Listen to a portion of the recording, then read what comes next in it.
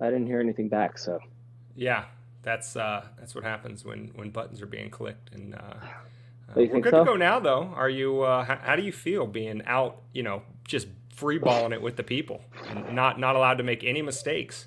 Well, people. I think we both know that I'm more than comfortable with making mistakes and owning up to them, and not even letting it buck my stride a tad. How about you, Dane? Are you nervous being live for the first time?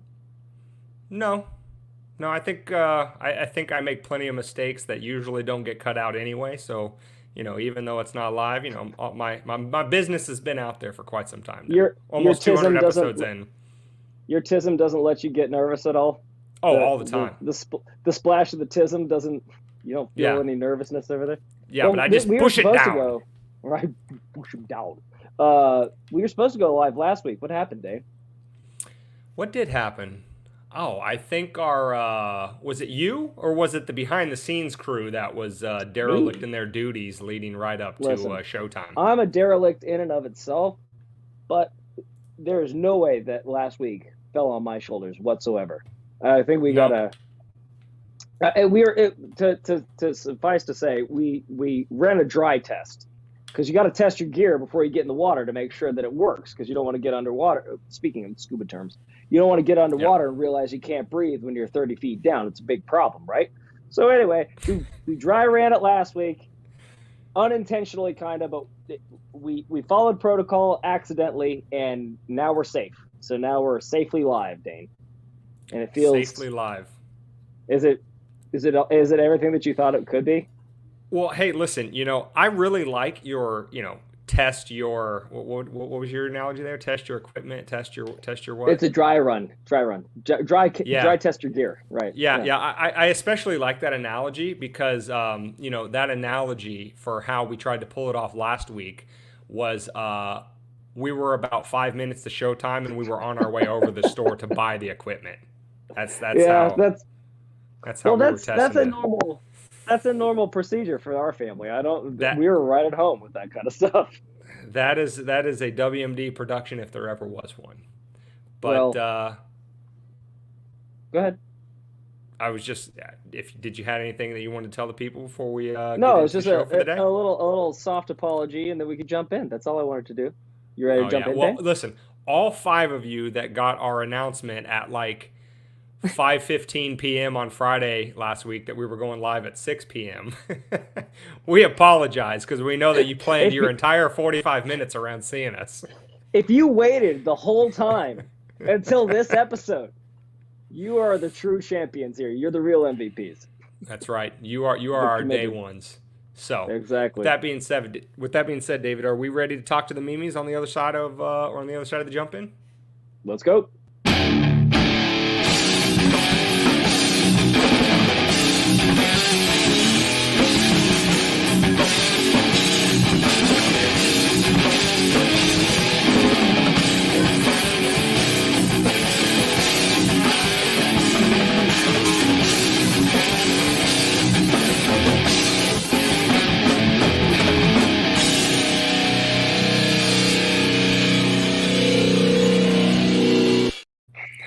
Welcome to Weapons and Meme Destruction Podcast, episode 194, which can be found at wmdpodcast.com/194. You can get the audio only on any podcast catcher. Just search Weapons of Meme Destruction. You can get the video here, where you're seeing us live on YouTube, Rumble, Odyssey, and now X. You can, oh yeah, I'm not doing the rest of it. It's all to the back. My tism's off. My tism's flaring, David. It's Listen, flaring it's right not now. your tism, it's your rhythm, is what it is. You had a rhythm for 193 episodes, and now we're kind of Yep. fucking with it. Yeah, we are definitely screwing it up. I am keeping an eye as we talk here today, folks. This is our first live stream, as many of you know, as all of you know, I think. But I am keeping an eye on the chat. So if whatever platform you're on, X, Rumble, YouTube, I'm clicking between them to try to keep chat or keep tabs on the chat as much as possible. But I want to remind you, okay, on YouTube. They say, quote, "Welcome to live chat. Remember to guard your privacy and abide by our community guidelines." And if you've been with Weapons and Meme Destruction Podcast for any length of time, You know the community guidelines isn't really what we're about over here, but try to keep We're it classy over there, okay, folks? We're a bit of a group of rascals over there on YouTube, apparently. Yeah, we So are. they don't like our act too much over there right now. Us and our 181 subscribers are really causing They'll a lot come of fuss around. over there on YouTube. They'll come around. They always do. They always do. So what are we talking about this week? Took the words out of my mouth, Dane. We've got Butker kicks it Catholic style. Apparently, Butker got in a little bit of a... If you don't know who Butker is, what's his first name, Dane? Because I only know from the... Harrison... Yeah. Not a bad name. All right, Harrison Butker, also known as the Kansas City Chiefs starting kicker, gave a pretty damn good kicker, too, by the way. Pretty reliable. Not quite as Vinatieri reliable, but pretty damn reliable. Gets the job what did he do, Dane? What got him in such hot water? Yeah, on the Culture Corner this week, we're talking about Harrison Butker's speech to Benedictine College, which, as you know, you longtime memes know, David and I happen to be from Kansas, and Benedictine College is in Atchison, Kansas. It is, as the name would suggest, I guess non-Catholics may not know, but Benedictine is an order, and they've established colleges all over the country, maybe the world even. But yes, it is a Catholic university. So, let me just preface this whole conversation about the outrage over his speech. Set the stage. With this. A bunch of secular, progressive, blue-haired Femnazis that allegedly don't give a shit about anything the Catholic Church says or does other than to denigrate it, are very upset that a Catholic gave a commencement speech at a Catholic university to graduates from that Catholic university who are predominantly Catholic about Catholic teaching. If it doesn't make sense to you that that group of people, the non-Catholics that, think the church is backward and stupid and we shouldn't listen to anything else it has to say at all, are really upset about what a Catholic had to say about Catholic faith,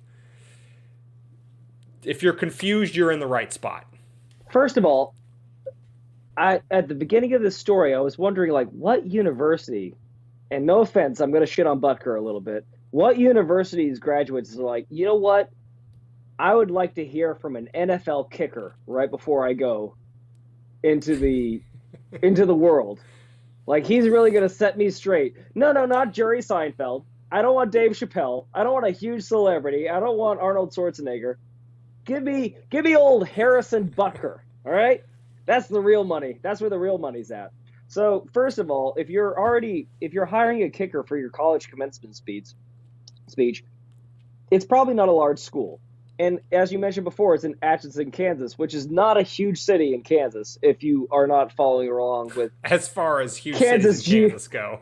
Yes, exactly. I mean, I don't think there's a huge city yeah, exactly. Even Kansas City's in Missouri, those stupid...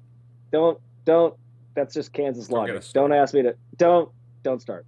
Anyway, so I'm sure Harrison was walking into that situation going, you know what, I'm going to lay down the law, I'm in a friendly place, and I feel like we could talk about the faith that binds us all and how our viewpoints kind of should be. And apparently it's a pretty goddamn slow news day, because it's not like he's been it's not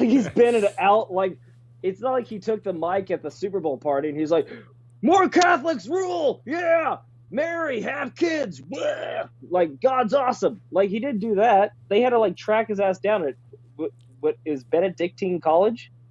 That's just the name of it? Benedictine College, yep.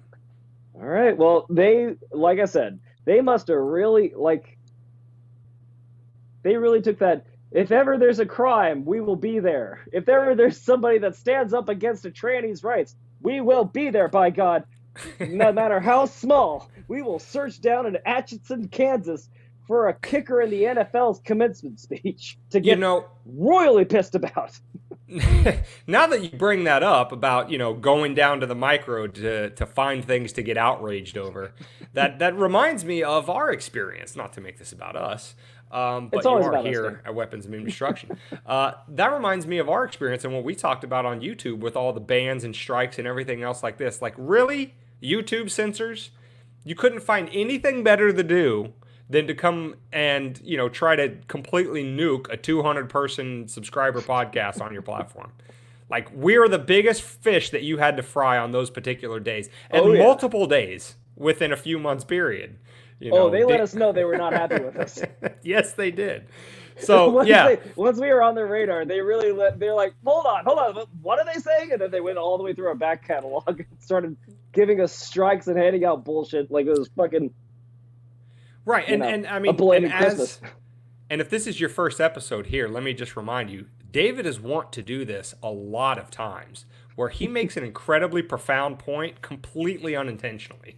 And that incredibly profound point in this context, before we get back into the just falling backwards into things. Before we get further into the Butker speech and the reaction to it, is, as we said all throughout COVID, right? When they had, 80, 90% uptake or whatever, when, the fear porn was really, doing its job, and there were those 10 or 15% holdouts, and they were just losing their minds over it. And remember, the point that we made then was, this is the nature of totalitarian progressivism. Because they have attached, undeservedly so, moral righteousness to their ever-changing, constant pursuit of change, and change for change's sake, that they cannot abide a single dissenting voice. That's why they wanted to burn Florida to the ground. Everybody that was formerly on the left saying that Sweden was, this great, hallmark of what the future should be pre-COVID, absolutely hated Sweden for not, locking down hard enough during that time.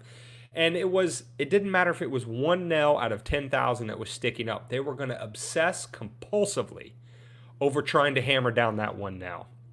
And that plays out in all aspects of society, because that's what these people's ideology is. It is obsessive totalitarianism.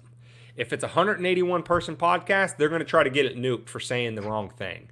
If it's an NFL kicker, despite that he's a 3-time Super Bowl champion, as Broncos fans, as much as it pains us to admit that. Stop it. Okay. If it's a kicker at I don't know what the graduation is at Benedictine College, maybe like a couple thousand, graduates, max. He's probably talking to 5 people. They're going to reach all the way down and try to absolutely nuke him and the college, for saying the no-no things. And, that's just the way these people operate. When people act like that, they are telling you they are totalitarians at heart. Well, I just think that it's nice that they want 100% compliant. I mean, understanding. That's what they want. They would just want understanding. They just want to have their viewpoints heard and then forced upon you no matter what. I don't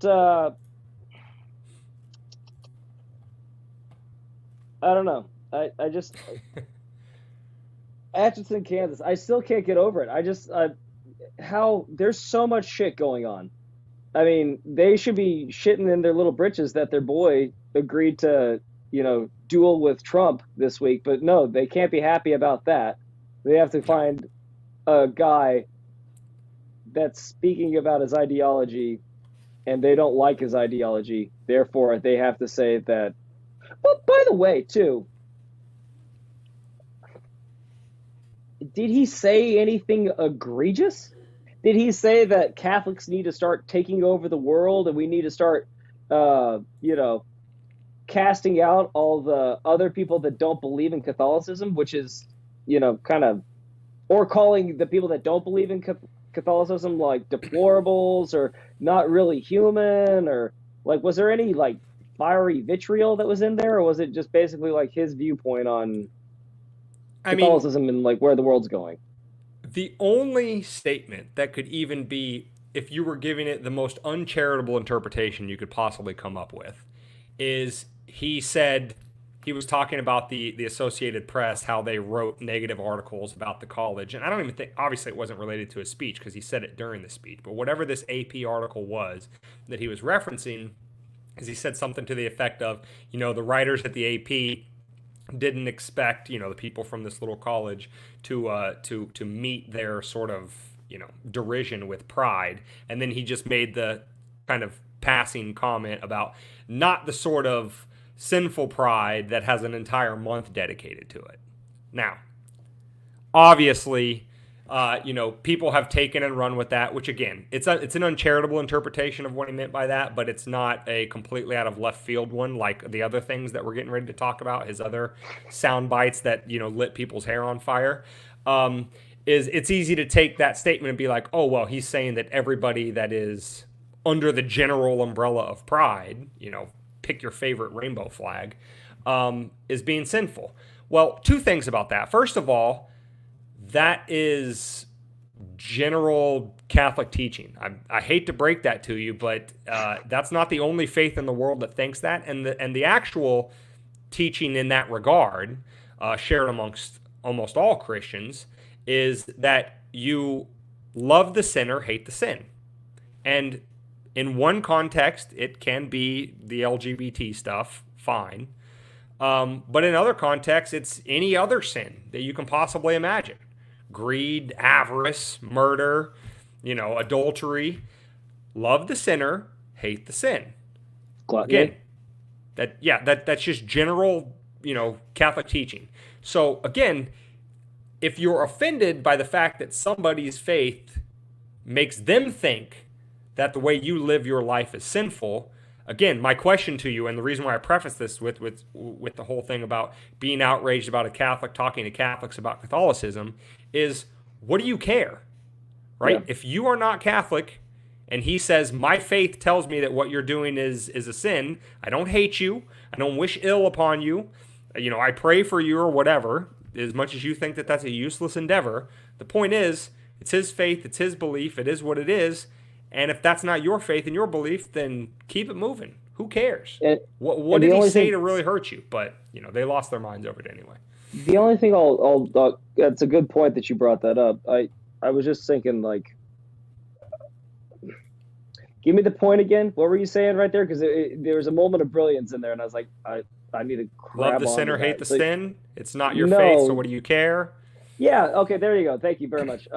Again, it seems like that side needs you to agree with them full-heartedly for them to feel comfortable doing something that if it really, like, let's say turnabout's fair play, and then the LGBTQ said, I think that you're going to LGBTQ RSTUVYXWZ hell because you are a Catholic and you believe what you believe.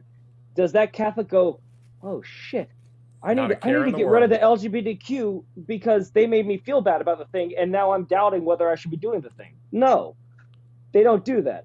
So what are you doing that makes it so necessary for everyone to say that it's all right that you're doing it? No one, I mean, yeah. I've never kink shamed anyone in my life before, I don't think.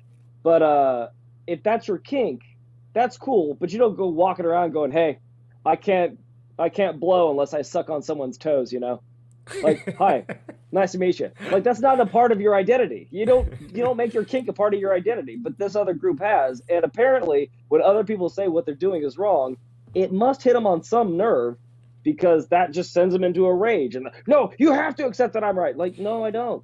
And we can both live however we want to. It doesn't make a difference.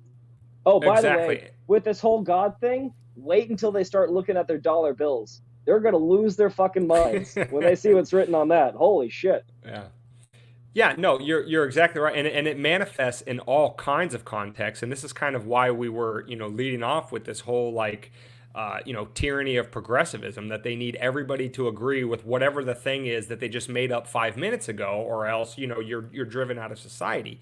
Is that for all of the rhetoric that they spew about tolerance, and this is a point we bring up in several contexts, when they talk about tolerance and diversity and all that kind of stuff, it never, ever, ever applies to ideology.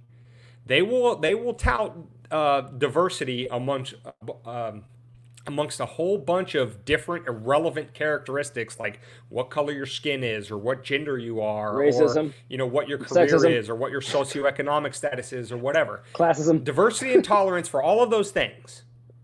But things that really, motivate people and drive people and all that kind of stuff, what is their core ideology? What do they believe about themselves and what do they believe about the world?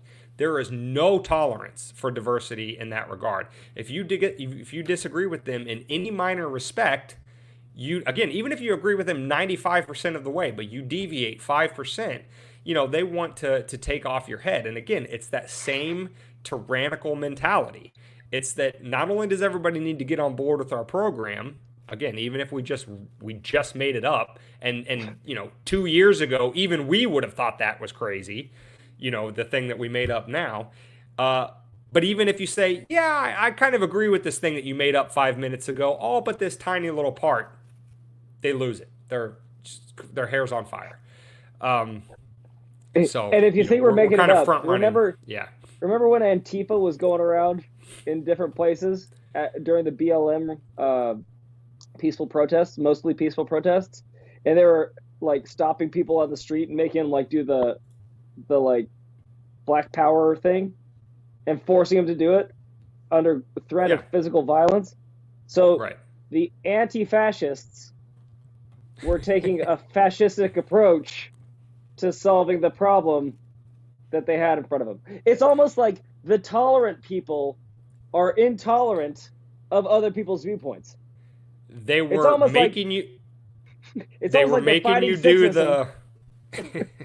They're fighting sexism by using sexism everywhere. They're fighting for gender equality by making genders unequal. That's how you do it. That's how we fix it. They were making you do the special hand gesture while shouting the special words to make sure that you're a good person. Or at least an acceptable person that's not going to get, a bike anchor chain up to the side of your head. So, would you be a good member of the proletariat? So let's get into some of the specific things that were said in the Butker speech and what drove people the most nuts, because that's what we're here for.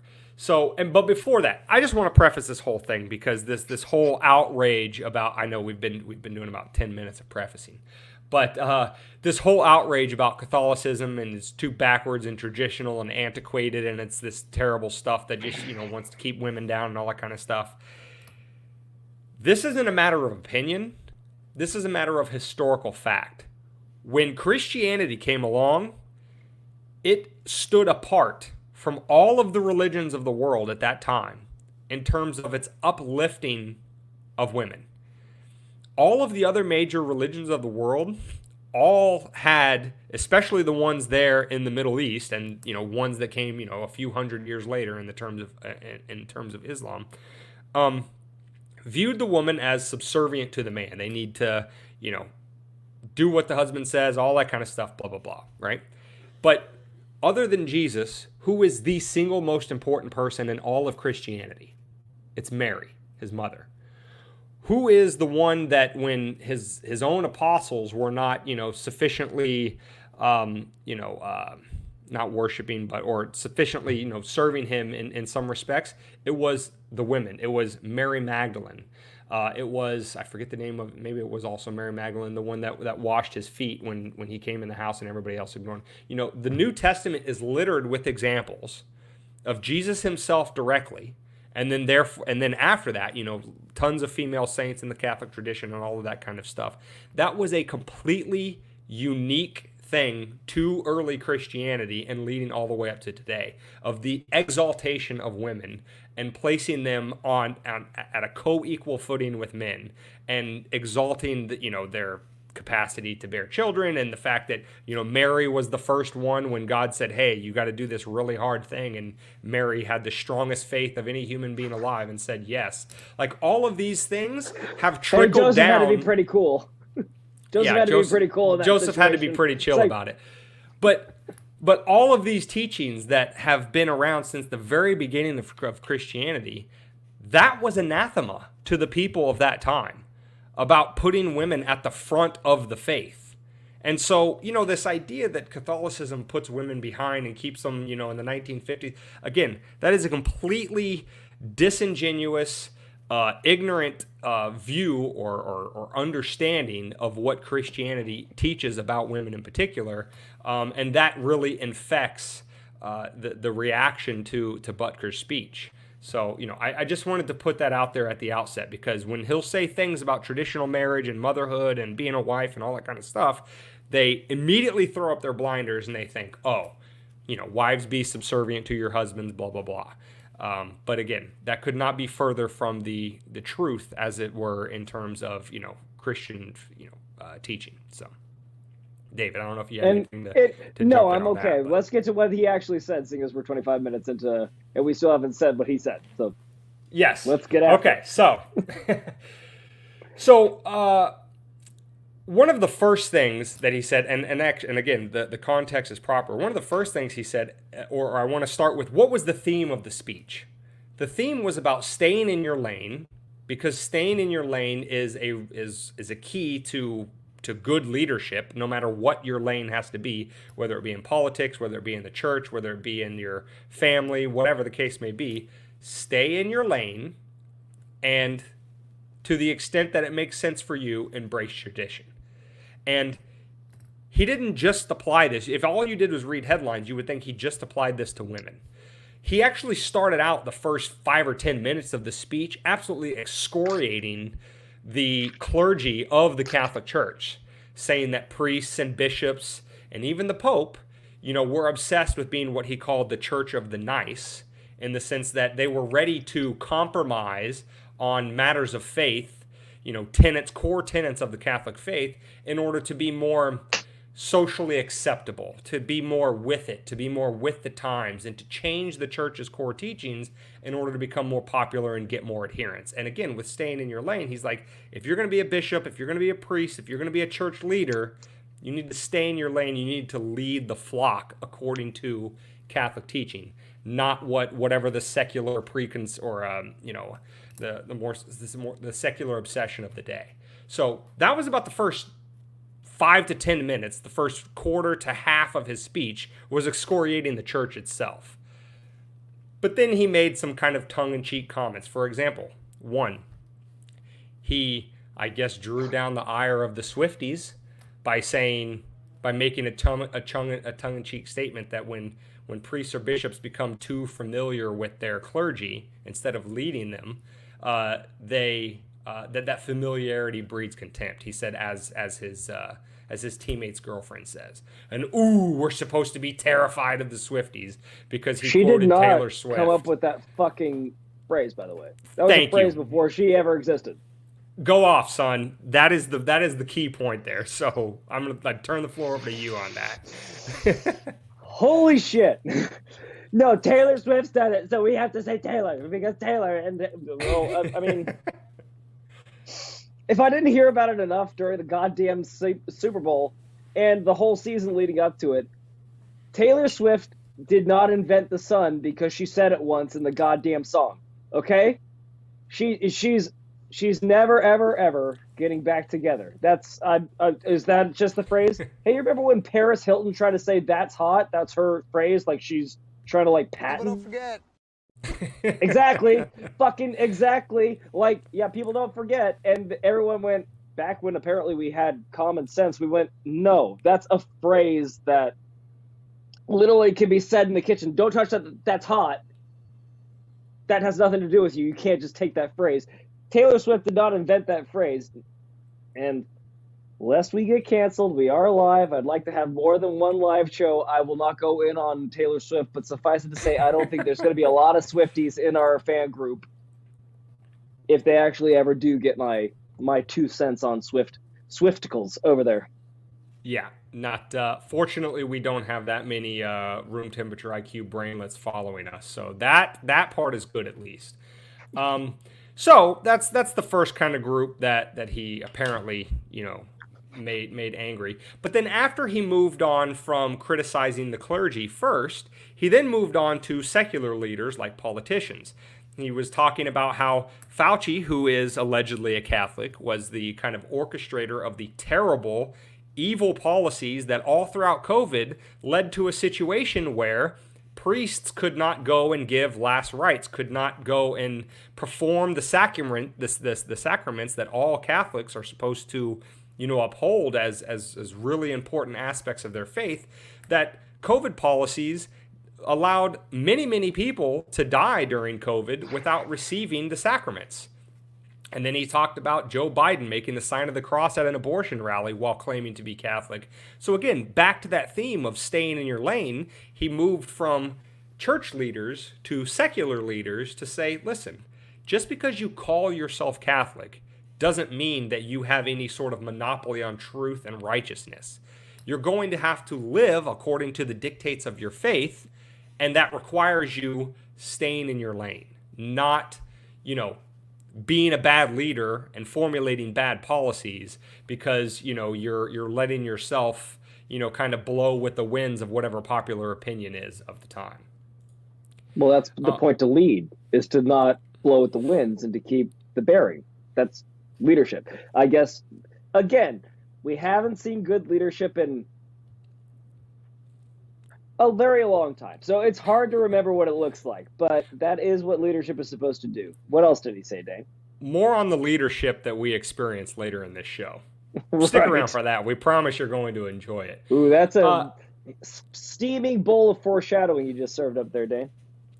After he moved on from the secular politicians, he made the statement that we've already talked about the whole, month of pride, that month of the sin of pride that has an entire month dedicated to it. So we won't rehash that here. But then we get into the real, I guess, as mad as those other things made people, this one really drove him crazy. And it's primarily because it was led from the front by the Femnazis. The chronically offended emotional hypochondriacs that just, cannot stop themselves from manufacturing things to be offended over if their life isn't sufficiently difficult. I'm going to paraphrase generally what he said, but I encourage you to go back and watch it for yourself, because apparently all the headlines written about this next statement and everything that the Femnazis were getting upset about, none of the things they got upset about he said. But he said generally this. He said, listen, I want to talk to you ladies in particular because I feel that you have had the most diabolical lies told to you. And he starts going in about how the lies of pursue your career, do everything other than become a wife and mother, because that's going to be a better, more fulfilling life for you.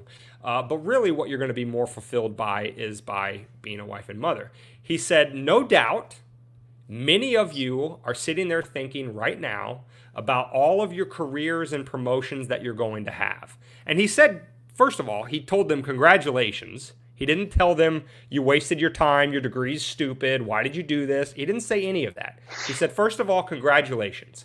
I have no doubt that you're going to be excited about the things that you achieve in your professional life. It is a commencement speech after all. Right. But, and this is the key thing. This is a direct quote of what he said. He said, I would venture to guess. Okay? He's telling you he's guessing. He's not saying this is a fact. He's not making some pronouncement on high that women are less than. He said, I would venture to guess that most of you, again, not all of you, there might be some of you that choose to stay single for life. There might be some of you that, for whatever reason, just don't want to get married or have kids or whatever. But I would venture to guess that most of you will, again, this is where I'm paraphrasing, find the most joy, fulfillment in your marriage and having children.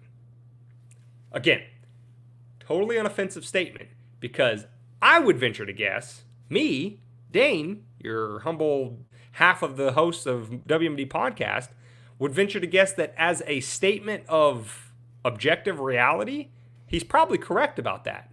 If you fast forward 10 or 15 years and you poll every female graduate in that class, and assuming, well, let's only poll the ones that, obviously had a marriage and kids, because they're the only ones he's talking to, right? Not the ones that chose to stay single.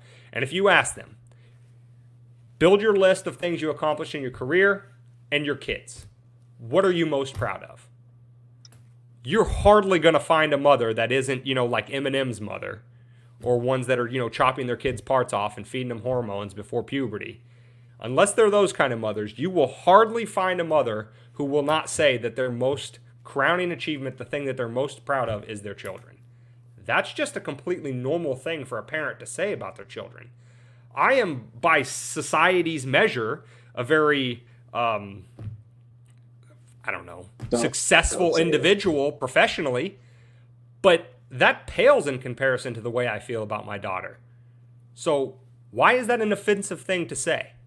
But David, that's the general paraphrase of the thing that drove the most people crazy, generated the most headlines, and has everybody losing their shit. In only Dane fashion, could you take a phrase and paraphrase it, and you probably took about 5 minutes longer than it actually took to say the phrase to explain what the fuck. You know what paraphrase means, Dane? Anyway, yeah, no. I digress. I didn't want to pretend that I was quoting him directly. That's what I'm saying. No, I get it. We all love you here, Dane. You're in a safe place. You're in the same space. But no, it is a trope, and it's like I think it's said so much by parents that, like, I almost think that they're trying to convince you just as hard as they're trying to convince themselves. So, like, everyone's a treasure. I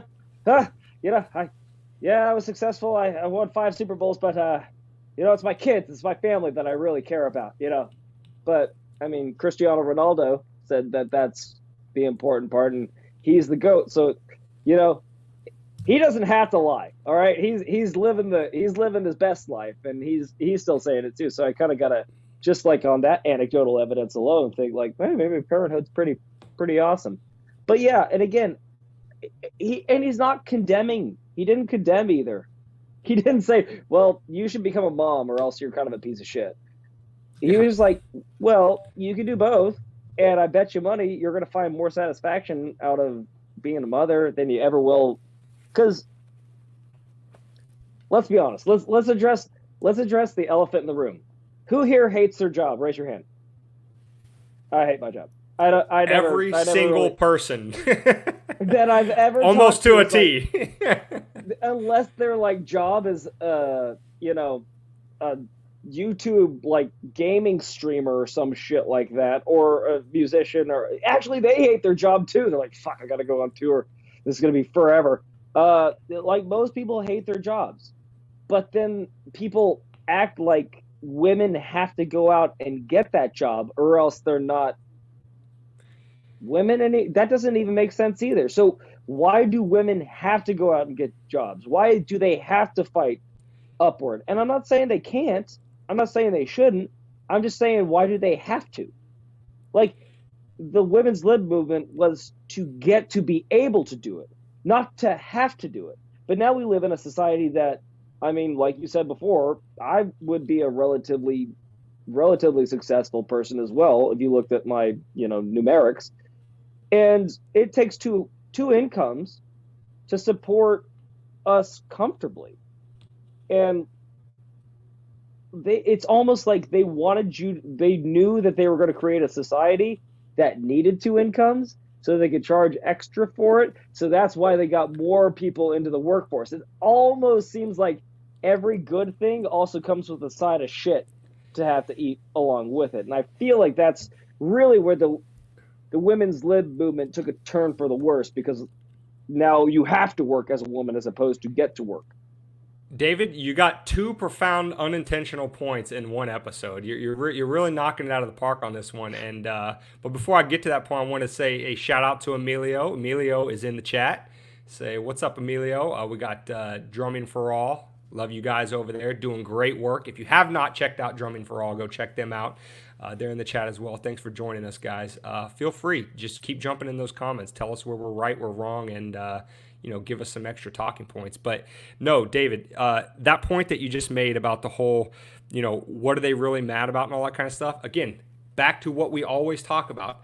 If they show you what they do get outraged about versus what they don't, will tell you a lot about who they are and what their character is and what has that side of the debate. And by that side, I mean, again, the secular, tyrannical progressives, the Femnazis that have been lied to their whole lives. What is their rhetoric always about? Always towards women, right? They always say women supporting women, But what do they always say to and about women who choose the traditional life, who choose to be a wife, a stay-at-home mother, and raise kids and all that kind of stuff? They're the ones putting them down. They're saying, you made the stupid choice. You're so backward. You're under your husband's thumb. You're this, that, and whatever.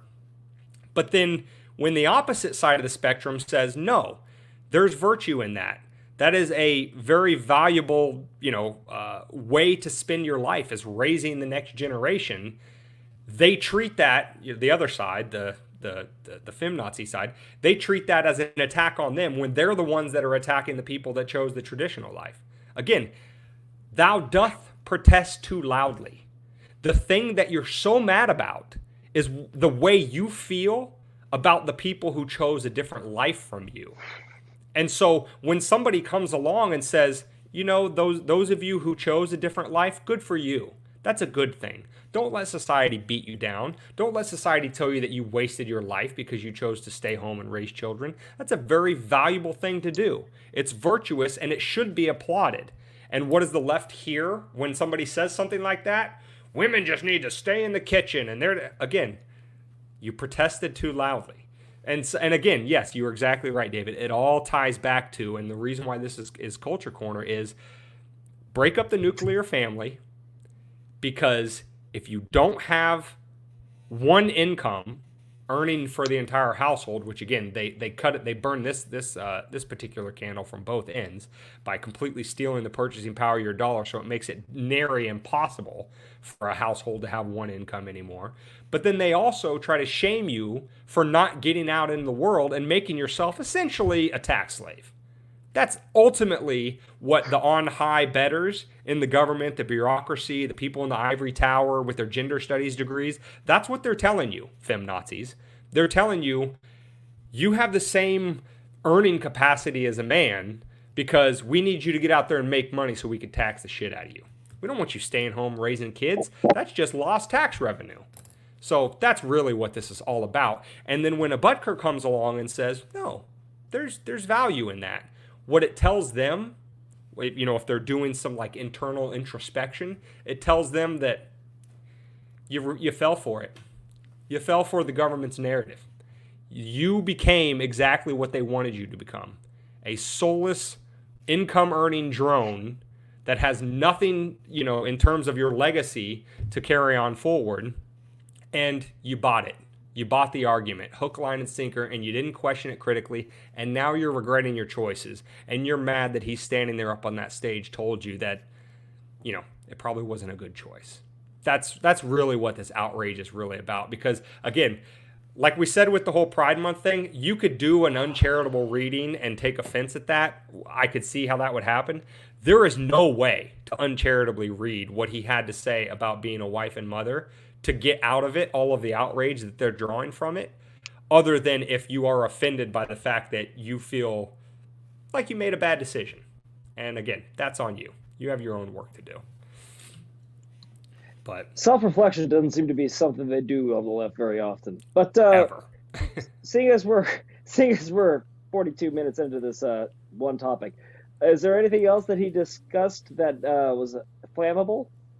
Perhaps too hot to touch? Well, just one more thing, and then an overarching comment on the society. One more thing is, if they want to try to put this up as this is a men over women sort of speech that he gave, he followed that statement up by telling you the story of his wife Isabel, how she's very proud of their children and her role as homemaker and all that kind of stuff. And back to the theme of staying in the lane, he says that she keeps him honest in that regard. She makes sure that he, despite his popularity as a football player and a business owner and all this kind of stuff, she makes sure that he keeps as a priority his roles as a father and a husband. That doesn't sound like a very subservient role. That sounds more like a partnership where he stays in his role as husband and father to make sure they raise a strong family unit. She stays in her lane as a wife and mother, and together they have a partnership where they're forming, the next generation in a healthy way, which all of the social science, data will tell you that is where the happiest, healthiest, most fulfilled children come from, are two-parent households that stay together and all of that kind of stuff. That's not a matter of faith. That's a matter of social science. So, again, if you bothered to listen to the theme of the talk, and you paid attention to the fact that he was exalting women just as much, and again, he went on to tell men, you need to stay in your lane, you need to be leaders and do the hard thing, and David will really like this one. Toward the end of his speech, when talking about marriage, he talked about one of his favorite phrases, which is iron sharpens iron. And what he's again talking about there is the husband, the father, sharpens his wife's iron, and she in turn sharpens his. And they become a stronger, more resilient family unit because of it, and they produce strong, resilient children. If that's not what all of society needs much, much more of, whether it's in the Catholic faith or any other sort of situation, as long as the nuclear family unit is together and working together as a team, I don't know what society or the culture could possibly need more of. So I just don't know how you get mad about that. yeah. He says that we need to be stronger in our family values and convictions. And in a society that over 50% of all marriages end in divorce, it just kind of, again, it all kind of tracks back down to self-reflection, analysis, and improvement. And people don't want to do the hard thing. The hard thing is usually what leads to the most improvement. And relationships are hard. Marriages are even harder. And it takes work. And it takes a lot of self-reflection. It takes a lot of saying, I'm sorry, I was the asshole. Hey, maybe we need to do this, that, the other. It's a humbling experience. And that side will just doesn't know what that is, because apparently the left side is the side that grew up with safe spaces in colleges.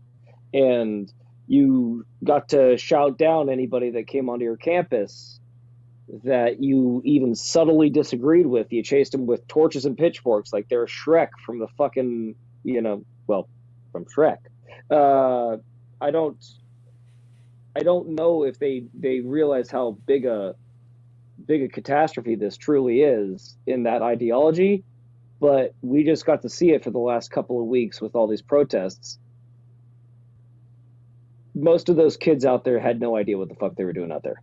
They didn't. Yeah. They were pulled, and we discussed it last week, so I won't go in depth. But most of them had no idea what from the river to the sea meant, and they didn't know. I didn't say semen. I said cement. And he also didn't say cement. He said sea space meant. Yes, exactly. So with all that, hey, take that down right now. Nameless, faceless fuck. But anyway, that was my 2 cents. But do you have anything to wrap this up with a bow, or are we moving on to the congressional cat fight?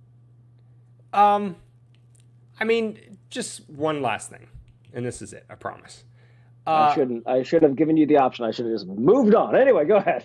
I want to address this whole, concept. We started out with, what Christianity has done for and how it's uplifted women, and I want to end with something very similar, because I have to do my bit, as the resident Catholic on this podcast to, at least try to bring David back. Is this whole idea of wives serve your husbands. Well, what does that mean in Catholic exegesis? And exegesis is just, a fancy word for saying interpreting scripture.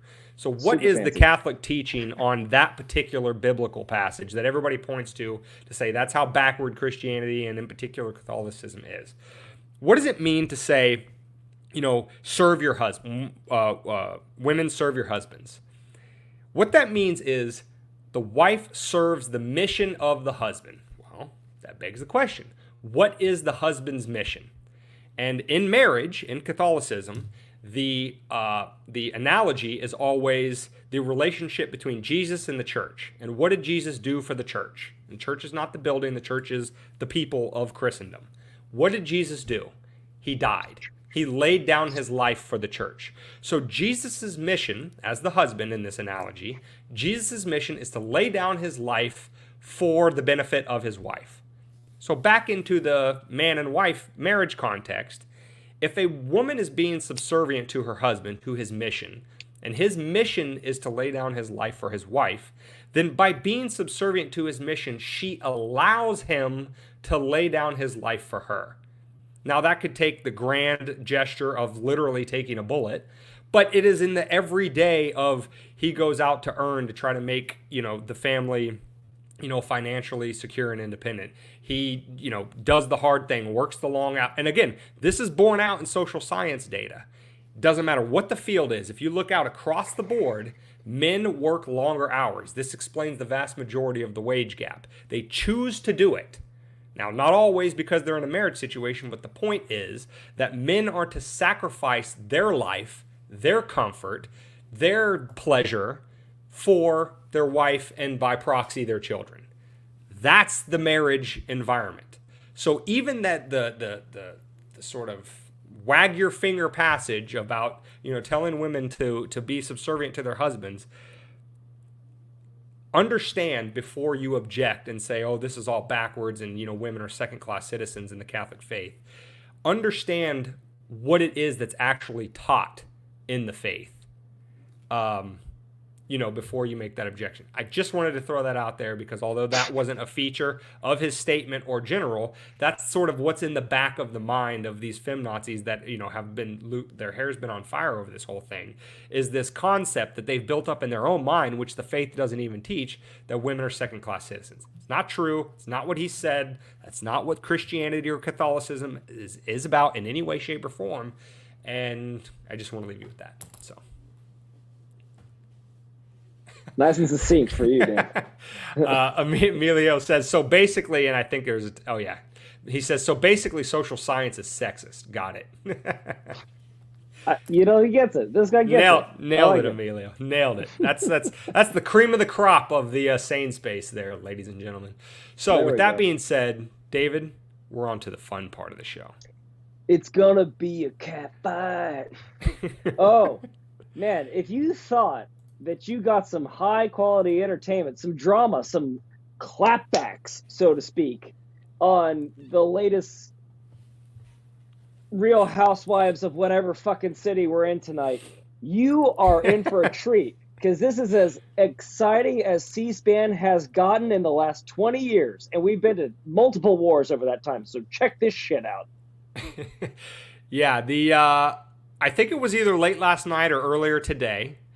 There seems to be, I didn't catch the committee or what exactly was being discussed here, but I think this is a judicial nominating commission where, Biden puts forward, hey, I want this person to be a judge in this particular federal bench or circuit or whatever, and then this committee reviews it.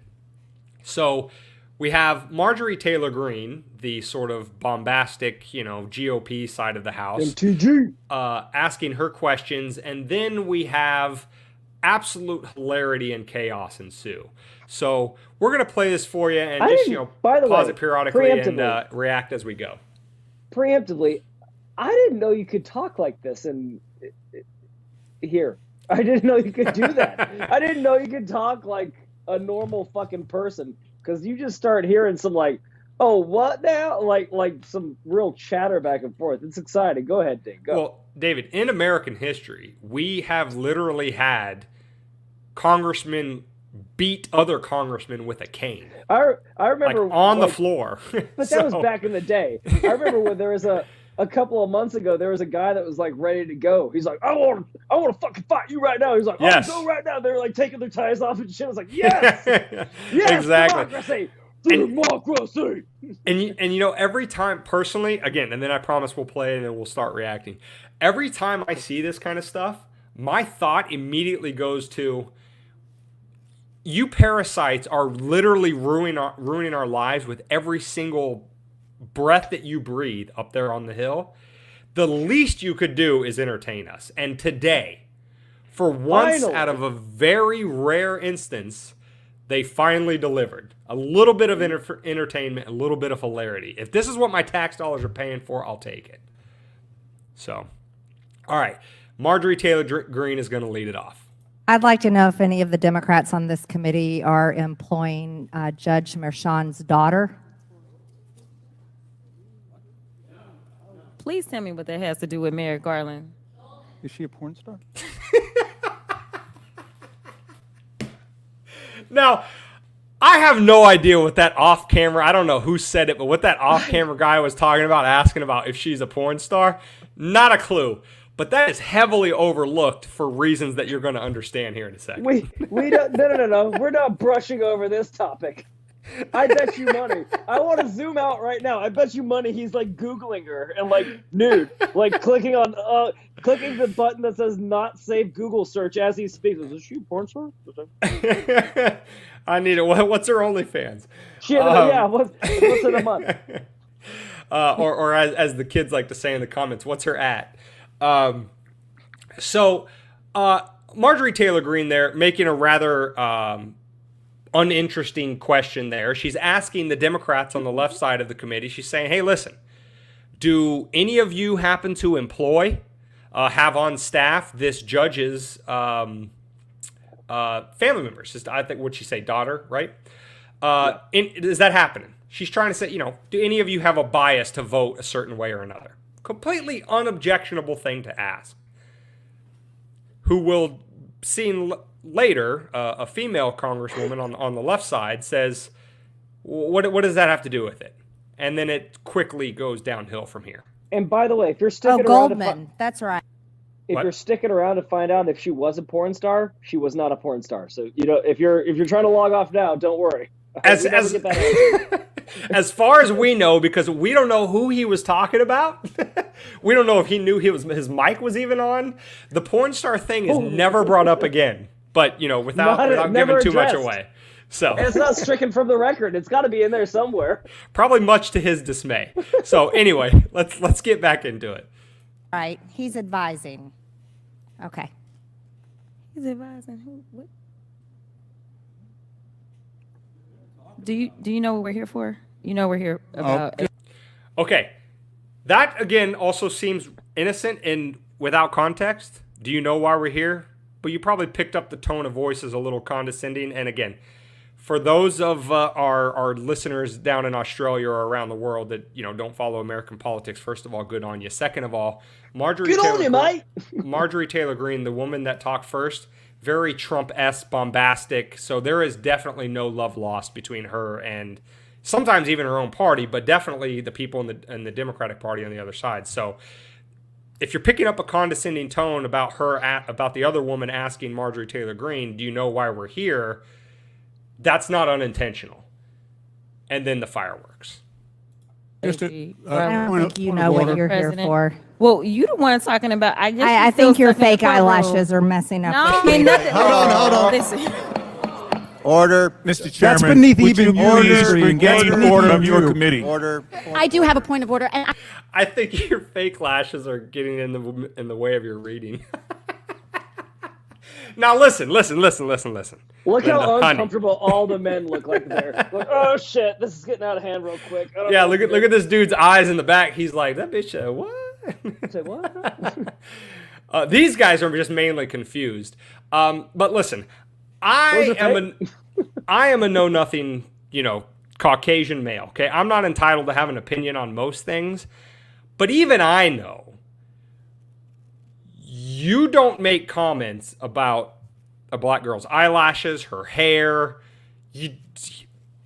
You want an explosion. That's the way you do it. Now, maybe Marjorie Taylor Greene knew that. Not a good one.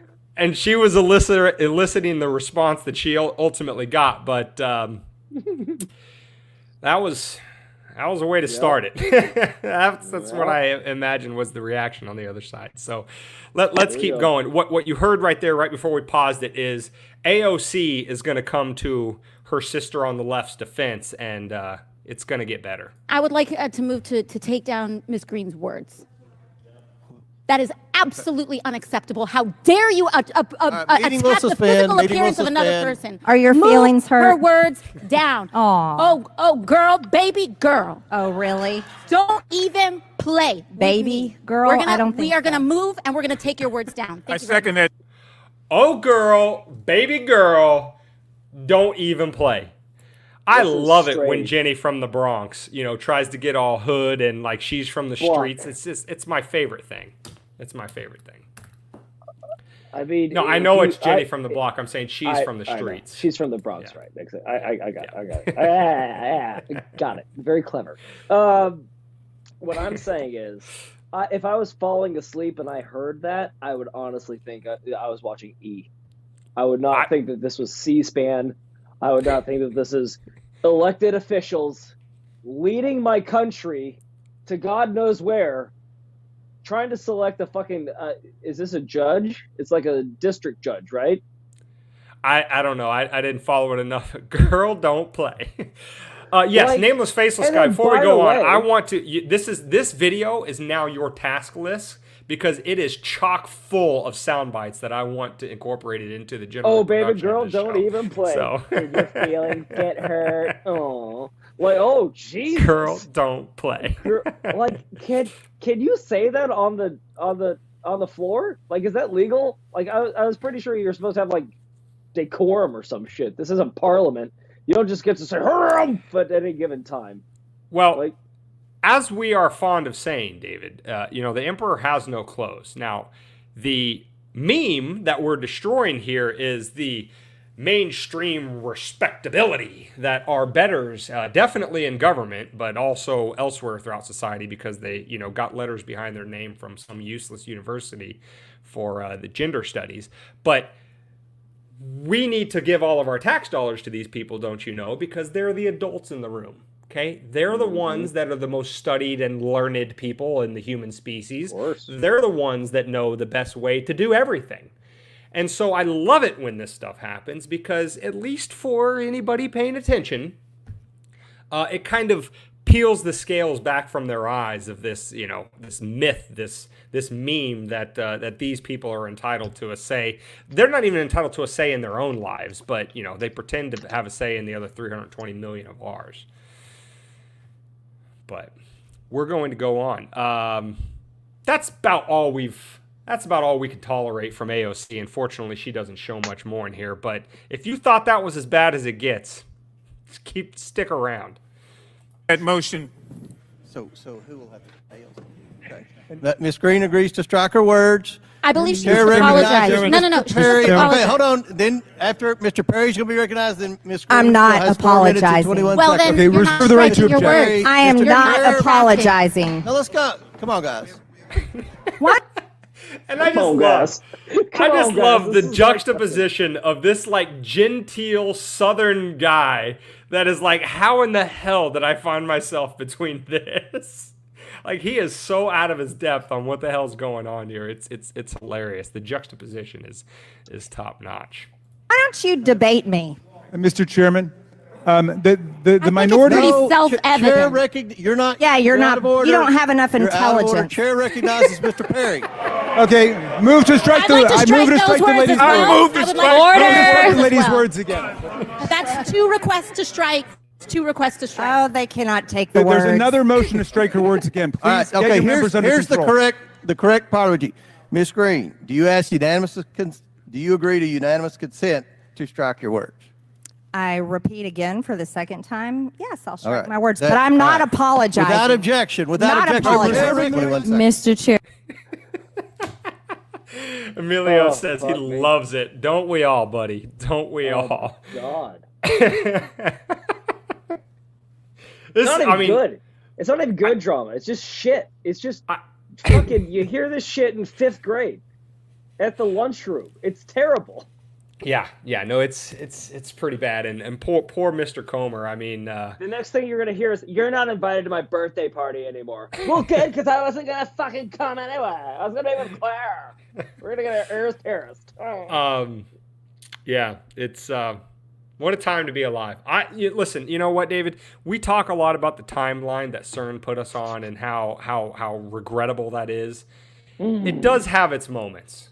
It does have its moments of brief bliss where, When you the forget craziness that just these might be guys are worth it. leading us, when you forget that they're making laws that are fucking us over and telling us to stay safe and stay away from people and get many shots that'll make you very healthy and stay away from don't do anything. We've got your best health and we've got your best intentions in mind.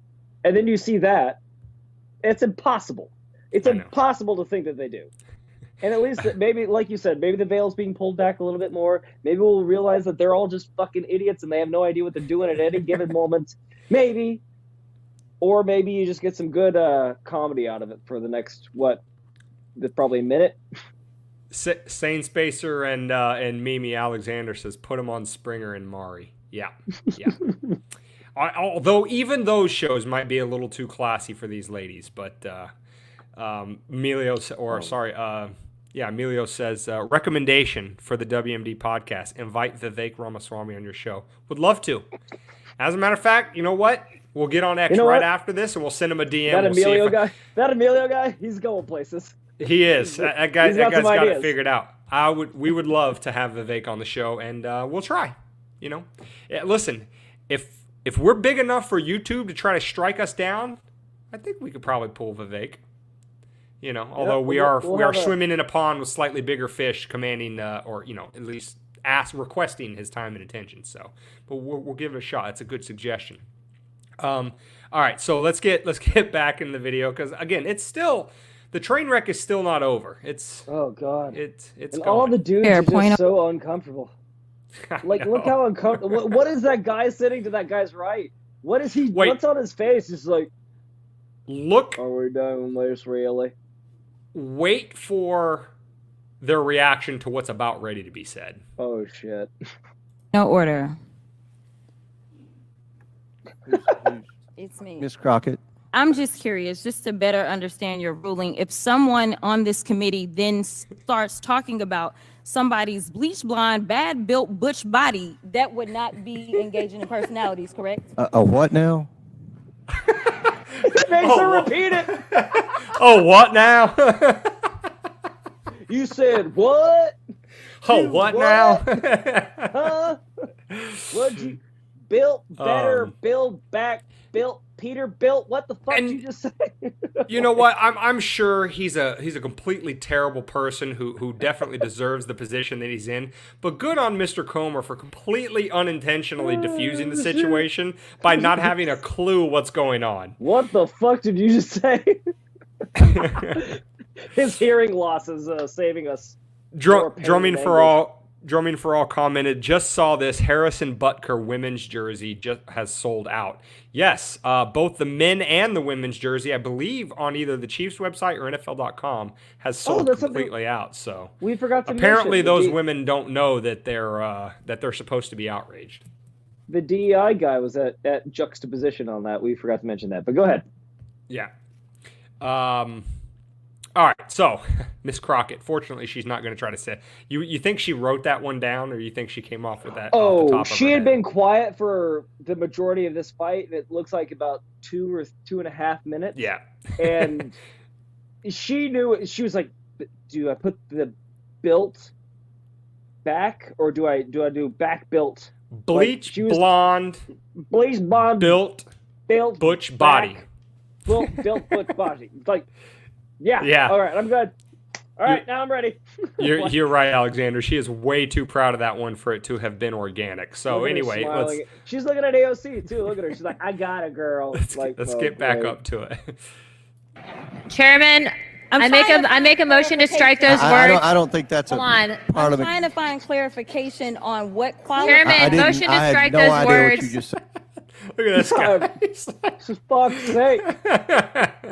Do we have to take this seriously? We're not gonna do this. Look, you guys earlier literally just you just voted to do it. Y'all did it first, so you don't voted to do it. Order. I'm trying to get clarification. Look at calm down. No, because this is what y'all do. So I'm trying to get Miss clarification. Crockett, you're not recognized. Miss Crockett. I can't hear you with your yelling. Calm down. Can you please calm down? Don't tell me. Calm down. That always works. Yeah, I think every man in there knows that's the go-to move. When a chick is losing her fucking mind, calm down, bitch. What you so mad about? Like, oh man. if you want to calm down because y'all talk Calm down. noise, and then You're out of control. Because if I Look, Chairman, if I can come we and send talk outside to shit take a about break her, for 5 y'all minutes? gonna have a problem. Mr. Order. Chairman. All right, Sorry. chair. I don't know why Okay. you're Order. acting Chair like now that. recognize. Holy fuck. All right. So that happened within the last 24 hours, and then the land of the free and the home of the Whopper. How are we doing, folks? Are we almost at empire collapse? Seems like it. Are you voting for any of them? Because I don't know, man. Like, I mean, here's my question, Dan. And then I'll kick it back over to you. Let's see if we get some answers between the two of us. Like, at this point, do we just double down and start, like, voting in E? Like, who's the gay guy? Andy Cohen? Are we just going to start voting for Andy Cohen to be the chairman of the House? And then it just turns... So as the American dream bus drives off the fucking cliff, at least we can get some airtime of, like, some laughs and some, like, more of this Real Housewife bullshit going on in the office, or... oh, my God. Holy shit. I don't know if that is... a sarcastic question or you're asking tongue-in-cheek, but there is a very legitimate political strategy debate around just that question, and it's the concept of accelerationism versus incrementalism. And the incrementalists say, hey, let's get in the system, let's change it, let's dismantle it from the inside, let's, put the crazy train back on the tracks one nut and bolt at a time. Good song. And then the accelerationists are like, listen, this is too far gone. This debt ain't ever getting paid. The people are stupid in terms of the people that, not just the ones that you saw in this video, but the people that elect them, and they're going to keep electing these people. So the accelerationists say exactly to your point, your question, David. They say, fuck it. We're going off the cliff. Let's speed up. Let's vote, and this is where it gets into very idiocracy territory. Let's vote in the craziest son of a bitch we can possibly think of. I don't know. To just really get in there and start throwing bombs. Maybe we should have an election that pits one fucking egomaniac, narcissistic, orange, with fine golden hair. Let's pit him against a dead dude that can't think. Those are our two best options to run the country. Here we go. Yeah, it's like, if you don't think that there's some kind of design to this, if you think that honestly Joe Biden or Donald J. Trump are the best of the best to run this country, meanwhile, you need your head examined. I find it hard to keep a straight face when people go, you can't vote for RFK. He's crazy. That's throwing your vote away. I was like, that's the crazy vote.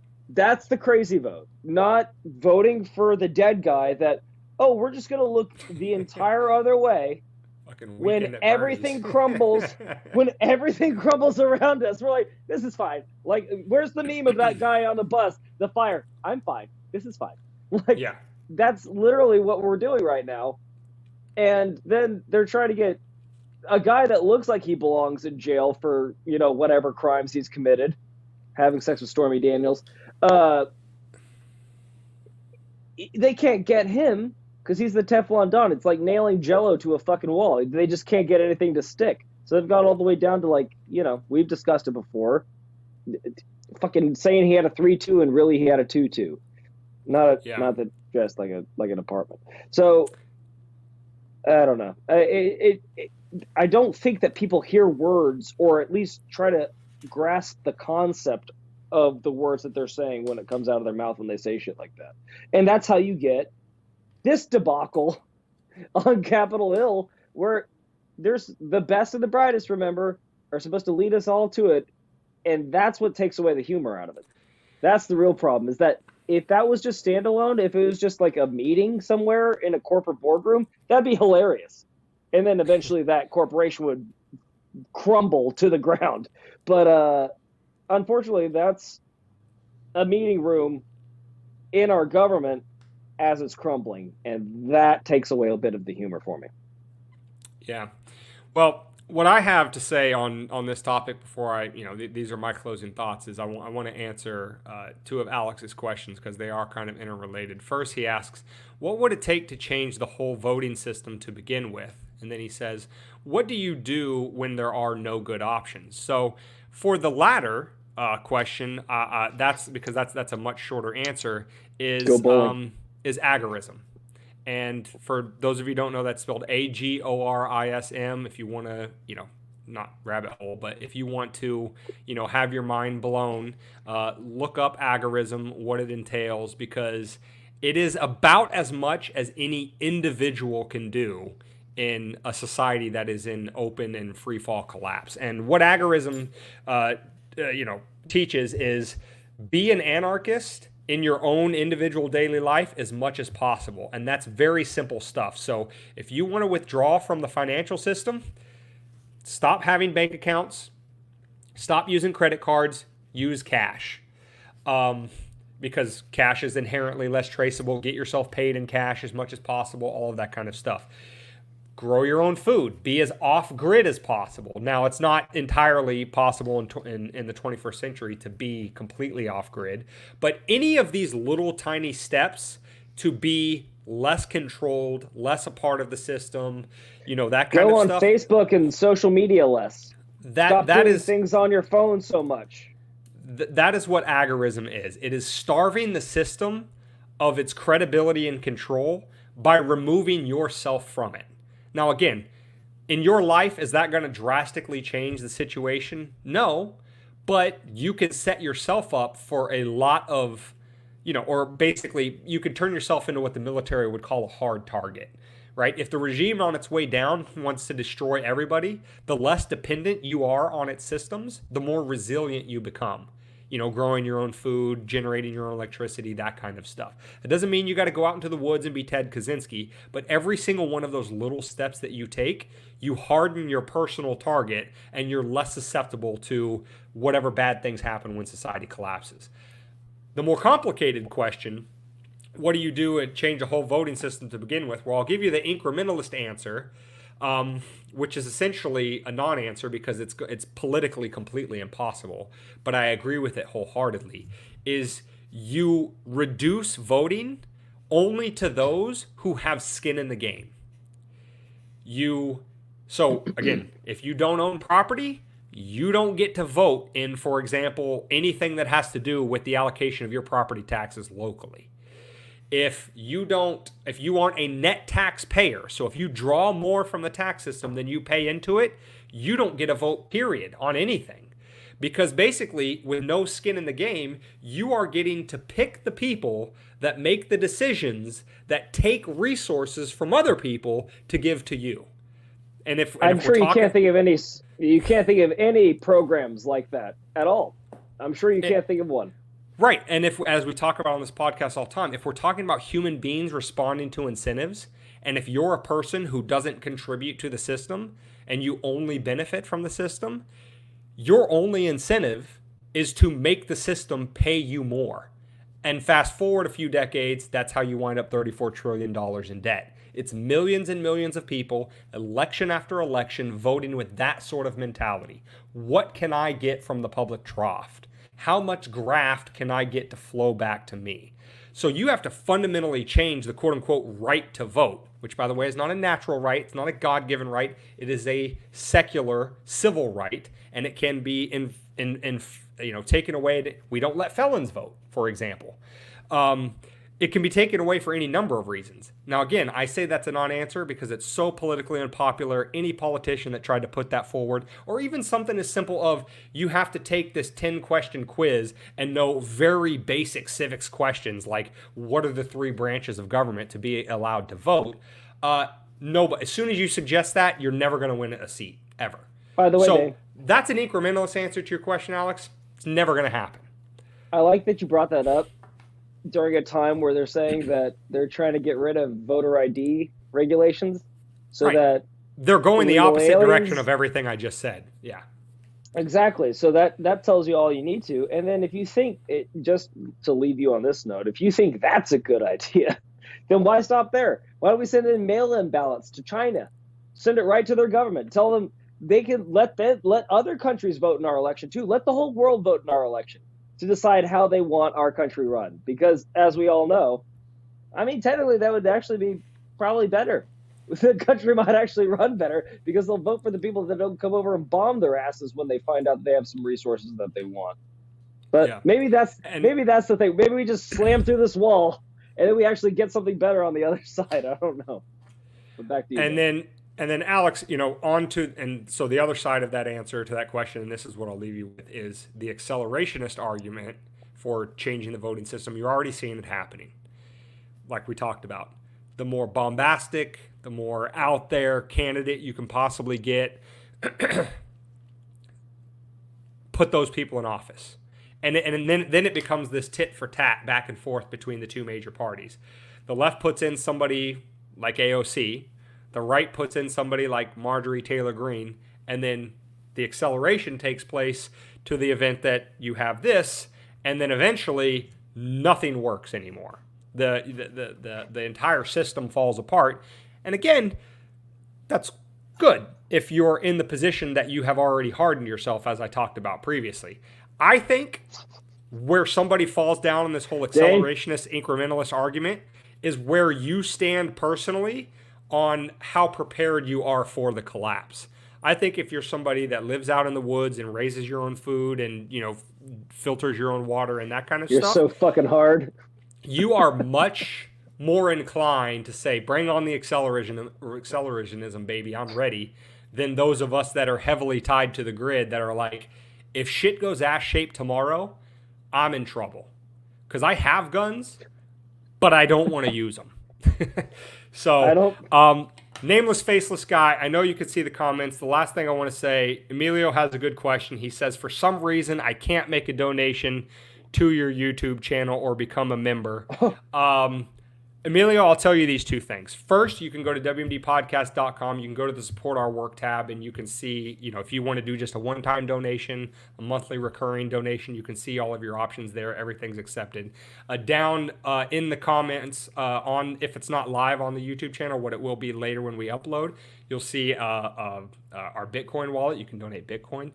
So there's the ways you can do it. But in terms of, donating, becoming a member of the channel on a particular platform, I think you have to have a certain number of followers, which we're not quite there yet. I don't know what it is for YouTube. Nameless, faceless guy will tell us when we're off, and we'll tell you during the next episode. But I think you got to have like 500 or 200 or however many people in order to be able to you have to be a real donations. Boy. Yeah, and we're just not quite big enough yet. So, but we thank you from the bottoms of our little Mimi's hearts for the thought.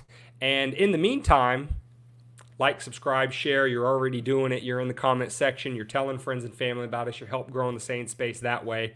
Even if that's all you ever do, we can't thank you enough. So again, we appreciate the question, and we appreciate everything you do in between now and then. But David, that's all I got. What do you got? Anything else? Accidental double entendres aside that Dane had no idea he was saying, I think I had a pretty good time going live with you tonight, Dane. That was pretty nice. What did you think? I really enjoyed the comments. Finally getting to hear in real time from the sane space, and having a little back and forth there. I liked it. I enjoyed it. It was fun. Well, excellent. And get Vivek on here. I think Well, let's start small. Let's just get RFK on, and then we'll go Vivek, yeah. And then we'll. Yeah, the small potato guys. Right, exactly. But I think you just went through half your spiel anyway. But Dane, where can they find episode 194 of Weapons of Meme Destruction podcast? If they were unfortunate enough not to catch it live, they can get this episode at WMDpodcast.com/194. They can get the audio only on any podcast catcher. Just search Weapons of Meme Destruction. They can get the video here. Again, if you didn't catch it live, you can still see it later on YouTube, Rumble, Odyssey. I don't know if X will be able to see other than live, but we'll work on that. And then they can also link up with us on X, Instagram, TikTok. Just search Weapons of Meme Destruction or WMD Podcast. That's our name interchangeably between those various platforms. Follow us, like, subscribe, share. Get our content out there to other people, and help grow the sane space that way. Every little bit counts. So thank you in advance for your service, and God bless you and Godspeed. Excellent. Well, thank you for sticking with us on this pilot live episode of Weapons of Meme Destruction, guys. And until next week, stay safe. More importantly, stay free.